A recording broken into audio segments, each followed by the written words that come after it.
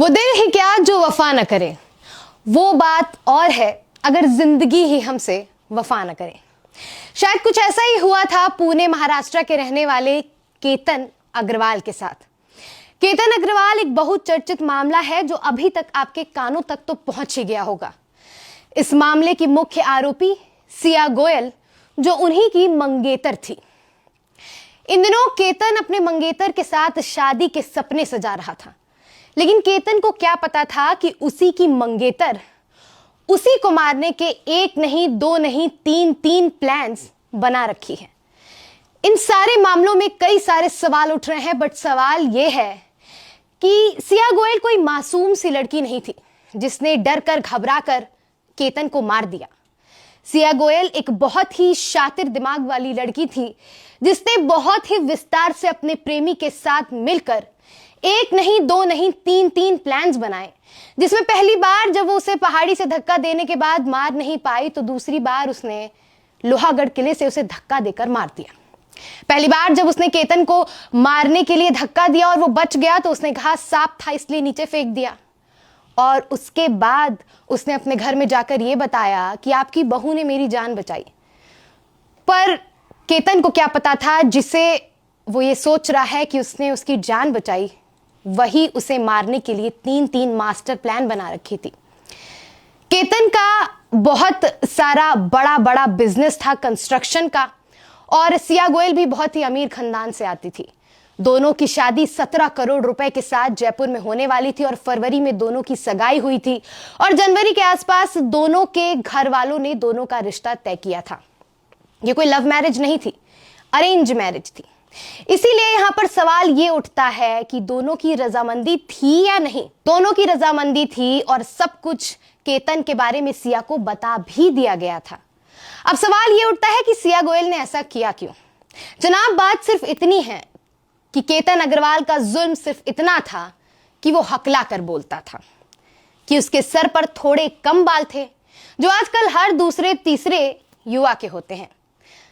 आज उसके सर पर कम बाल होने की वजह से और उसे शायद हकला के बोलने की वजह से सिया गोयल ने अपने ही प्रेमी चेतन चौधरी के साथ मिलकर अपने ही मंगेतर को मार दिया।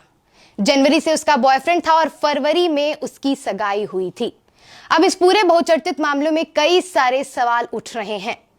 अपने परिवार की बदनामी से बचने के लिए सिया गोयल ने यह कदम उठाया, और अब आज इस सब चीज का रिजल्ट ये है कि वो सलाखों के पीछे है अपने प्रेमी चेतन चौधरी के साथ। चेतन चौधरी ने उसके साथ मिलकर प्लानिंग्स बनाई। वो लोहागढ़ किले पर मौजूद था। वो एक दूसरे का फोन लेकर अपने ऑफिस में अपना फोन छोड़कर आया था। दोनों की लगातार बातें होती रहती थी, लंबी चैटिंग्स और कॉल थी उस दौरान जब वो अपने मंगेतर के साथ फियांसी बन चुकी थी। अब सवाल ये उठता है वो ये सब करती कैसी थी और इसकी खबर किसी को क्यों नहीं लगी। सिया ने अपनी प्रेमी के साथ नई जिंदगी जीने के लिए अपने मंगेतर को मार तो दिया, पर वो कानून के हाथों से बच नहीं पाई। केतन अग्रवाल की बहन के शक की वजह से चेतन चौधरी और सिया गोयल दोनों ही पकड़े गए। आज के डेट में वो सलाखों के पीछे हैं। जो नई जिंदगी वो अपने प्रेमी के साथ बनाना चाहती थी वो तो वो बना नहीं पाई, लेकिन किसी के घर का चिराग जरूर चला गया। यहां पर उसका मकसद सिर्फ इतना था कि वो एक अच्छे सुंदर दिखने वाले लड़के के साथ अपनी जिंदगी बिता सके, और अमीर तो वो खुद ही थी। ऐसा लोगों के कयास लगाए जा रहे हैं। अब दोनों कानून के अंडर में तो हैं, और जो जांच पड़ताल चल रही है उसमें चौंका देने वाली चीजें एक एक करके सामने आ रही हैं। आज ही ये पता चला कि 1 करोड़ रुपए उसने अपने मंगेतर से शादी की शॉपिंग के नाम पर लेकर अपने प्रेमी को दे दिए थे। उन्होंने कई सारे प्लान्स बनाए थे। उनका ये सोचना था कि अगर एक प्लान फेल हुआ तो दूसरा प्लान, तीसरा प्लान, मतलब ये सोची समझी इंसानियत को रौंदने वाली क्रूरता सी सोच है, जहां पर आप अपने ही प्रेमी या अपने ही होने वाले पति को मारने के लिए तीन प्लान्स बना रहे हैं। अगर केतन उस दिन नहीं मरता तो आने वाले 2 दिनों के बाद एक कार एक्सीडेंट में उसे मरवाने की साजिश रची गई थी। अब इन सब चीजों में सवाल ये उठता है कि पिछले कुछ समय में ये कई सारे ऐसे केसेस सामने आ गए हैं। सोनम रघुवंशी का नाम तो आपको याद होगा। आज ही के दिन उनकी जमानत और बढ़ा दी गई है। अब सवाल ये उठता है कि पुलिस की जांच में दिए गए बयान और कबूले गए जुर्म अदालत में काम नहीं आते हैं। अब सवाल यह है कि पुलिस किन सबूतों के आधार पर इन सब चीजों को अदालत में साबित करेगी, या फिर वो ड्रम वाले केस वाली दीदी की तरह, या फिर सोनम की तरह, या फिर और 2-3 ऐसे केसेस वाली महिलाओं की तरह सब जमानत पर बाहर आ जाएंगे।